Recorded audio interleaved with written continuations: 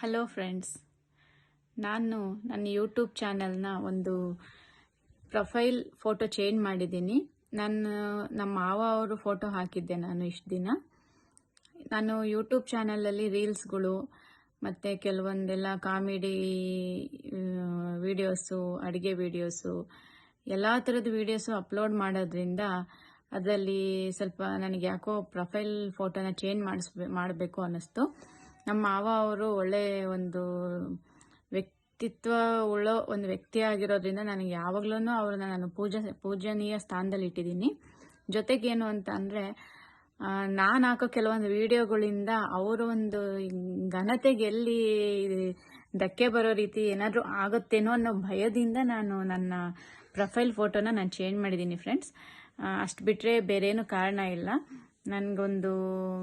ನಾವು ಈಗ ಸುಮಾರು 3 ವರ್ಷ ಆಯ್ತು ಅವ್ರನ್ನ ಕಳ್ಕೊಂಡು.